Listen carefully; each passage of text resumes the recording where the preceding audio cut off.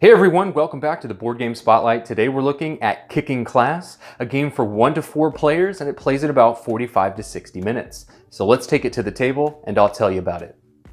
In Kicking Class, players are going to play as one of the 4 high school students, and they are trying to survive high school. There are 4 years. There's freshman, sophomore, junior, and senior years, and you're going to take actions in order to try to pass classes utilizing dice.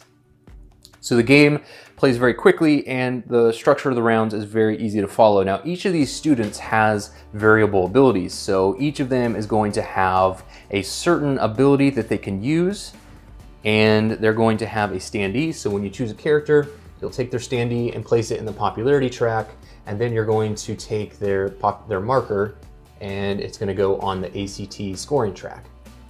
You're going to select their player tableau, their player board, and so classes you pass are going to go here.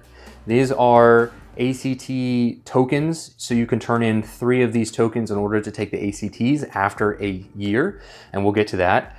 Here are Barry's abilities, and then any tokens and reserve dice we accumulate throughout the game will be placed there. Some of these classes are going to have special abilities. So if we were to pass creative writing or history, this card would go under our tableau to show us that we have a special ability that we can use on our turn. You're going to give each player 2 parent cards, and these parent cards are going to give you your starting dice. So we'll start with a red and a yellow. And then they're also going to have these abilities. Now you can discard your parent to take that ability once in the game. So we could gain 3 writing token or instantly gain 2 popularity. So these are our parents that go into our hands.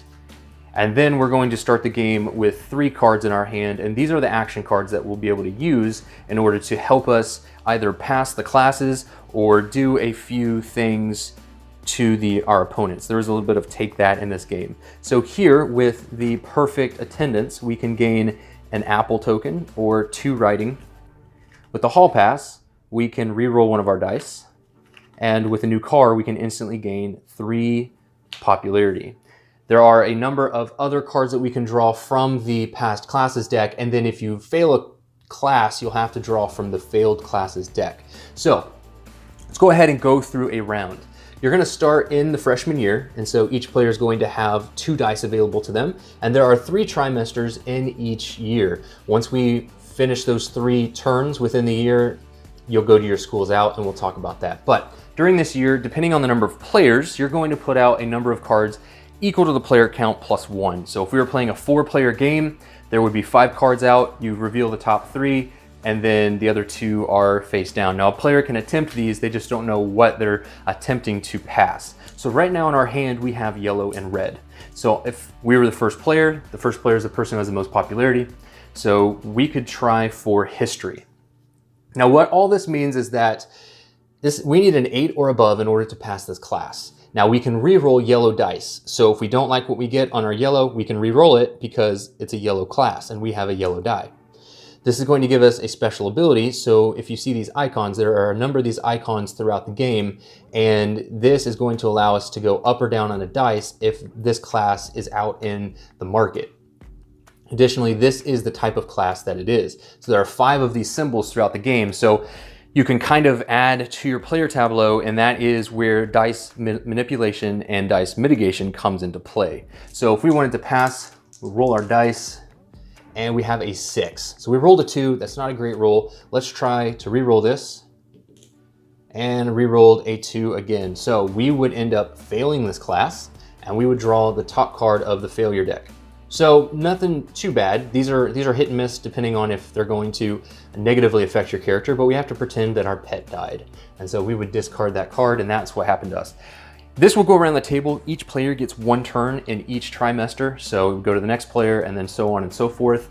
If there are less than 2 cards revealed, you would reveal the 3rd one. So here's American literature, and then the player would continue. If we had passed this class, we could add it into our special abilities row, and now we have this special ability available to us on subsequent trimesters.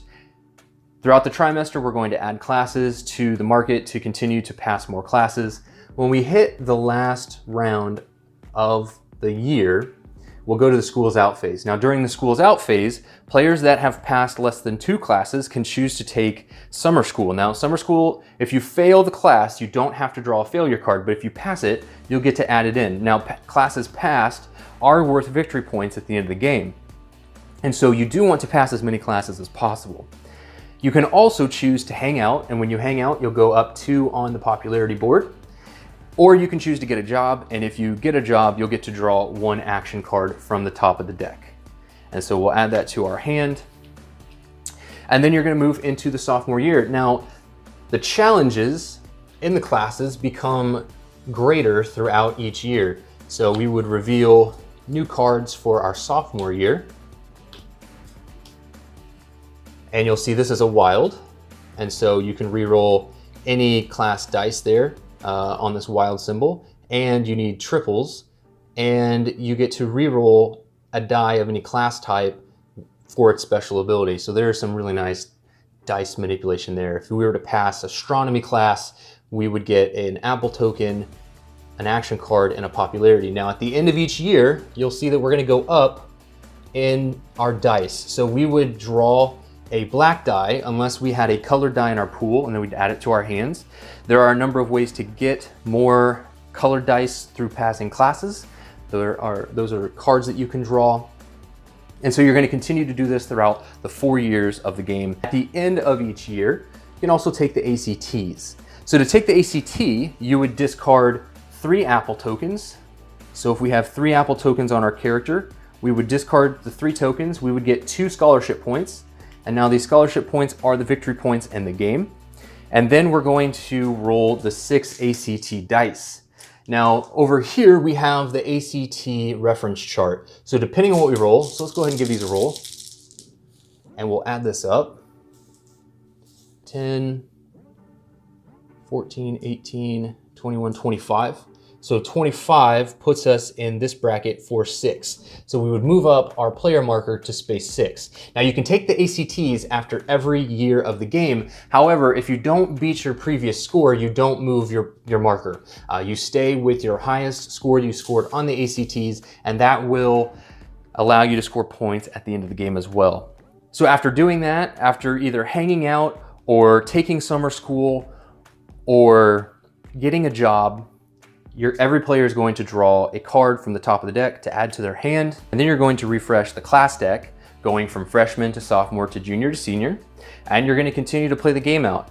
You can use your player abilities on your turn. Don't forget about these. They are really important for allowing you to mitigate some of your dice in your abilities, and then trying to gain popularity based on, do you want to be first in order to get the best class available. But generally, if you choose to get popularity, you're foregoing either getting apple tokens or scholarship points or writing tokens. And so there is a balance between gaining abilities and gaining rewards throughout the game. At the end of the game, in order to determine the winner, we're going to add up the ACT score of your player. You're going to add up the popularity on the board. So depending on which bracket you fall in, you'll score points. So we have 5, 7, 10. If we were to get to the 11th spot, we would score 5 victory points at the end of the game. All of our past classes, we're gonna look at this reference chart here. It's going to put us into a past classes bracket. So we have, a certain number of victory points there. Any scholarship points we've accumulated throughout the game will get added as well. And then the player with the most points is the winner. This has been your overview of Kicking Class. If this looks like something that's going to be interesting to you, take a look at the description below for the link to the Kickstarter campaign. This game is fast, it's frenzied, you have tons of dice rolling, lots of classes, hanging out with your friends, doing some mean things to them, doing take that. There are some fun cards you can play in order to make them re-roll, or you can cheat, use a class ability of a person seated next to you. You can immediately retake a class instead of failing it with your brown nose card. Not in my house. You can cancel an action card. Some of these failure cards will have negative There is a suspension card, so if you're suspended, you'll gain popularity because you're so cool, but you are going to miss the next trimester, which is your next turn. There are a number of other things, like you can fake a fever, you can go to detention, and you have to give up a past class. And so there are just a number of different things on pressing your luck. Again, there is press your luck in this and what classes you're trying to accomplish and in the dice you have available to you. So this has been your overview of Kicking Class. If this looks like something that is interesting to you, take a look at the description below for the link to the campaign page. This has been Derek with Board Game Spotlight, and we'll catch you next time.